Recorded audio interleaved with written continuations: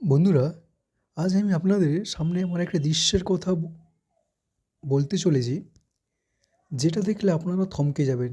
এটা সাধারণ মেলা, দেখতে পাচ্ছেন এই মেলাটা দেখতে পাচ্ছেন, কিন্তু সেখানে প্রদর্শিত হলো এমন এক জগন্নাথ ঠাকুরের মূর্তি।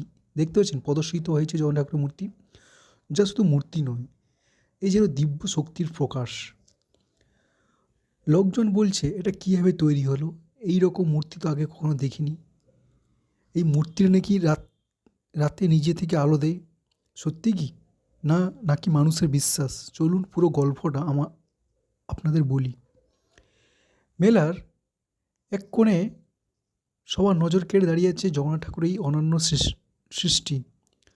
মূর্তিটা তৈরি করেছেন গ্রামের অখ্যাত শিল্পী, কিন্তু তার দক্ষতা দেখলে বিশ্বাস হবে না।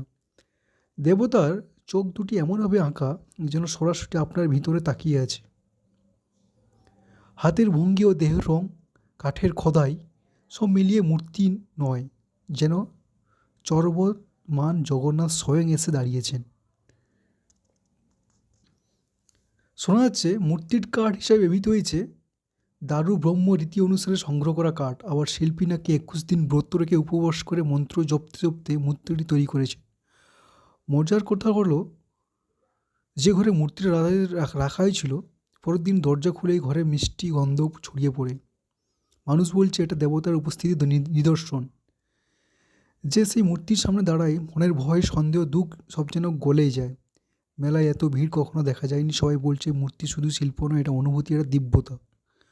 বন্ধুরা, আমরা বুঝি না বুঝি, ভক্তি সবসময় নিজের পথ তৈরি করে নেয়। এই মূর্তি প্রমাণ করে জগন্নাথ ঠাকুরের মানুষ হৃদয় আলোর প্রদীপ জ্বালিয়ে দেন, তা কোনো শক্তি নিভাতে পারে না। আপনারা কেউ যদি মেলায় গিয়ে সেই মূর্তিটাকে নিজের চোখে দেখতে থাকেন, তাহলে মন্তব্যে অবশ্যই লিখুন। আর না দেখে থাকলে বিশ্বাস করুন, একবার দেখলে আপনার জীবনে আলো জ্বলে উঠবে। জয় জগন্নাথ।